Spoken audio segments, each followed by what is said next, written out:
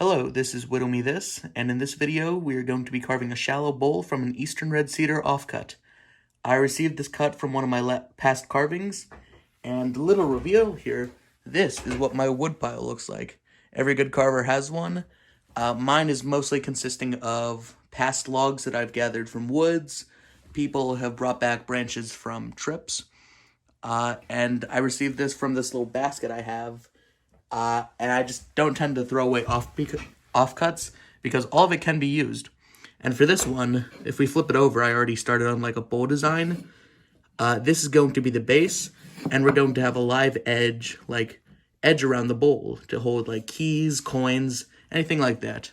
So to start this project, we're going to want to go off of the lines I've already written in Sharpie, and just carve away until we have that oval shape.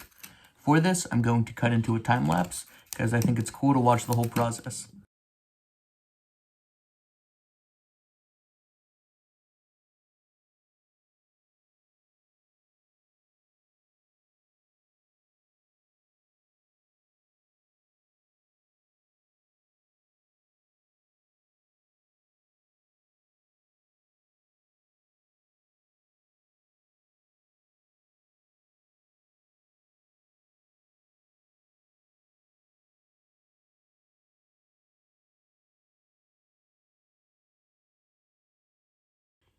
And welcome back. We are done with that time lapse. Now, you might have noticed a few things.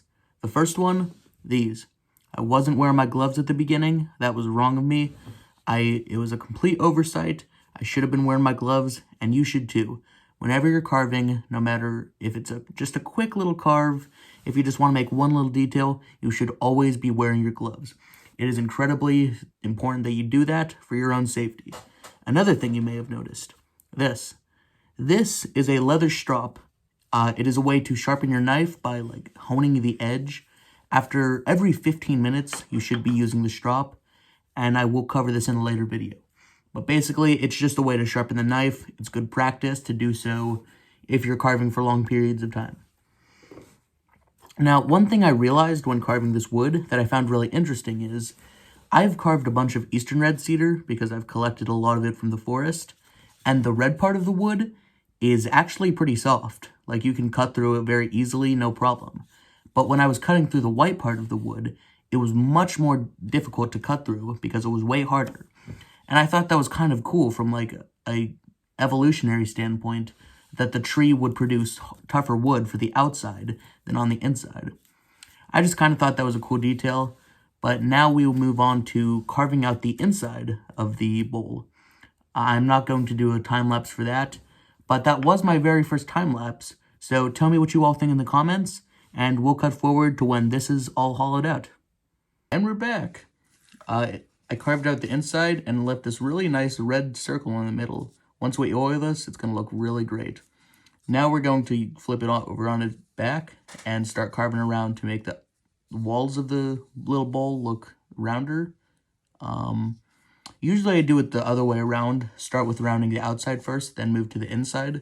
But this piece is pretty experimental as it is, and I'm trying something new. Alright, I'm going to cut forward to when this is all rounded. See you then.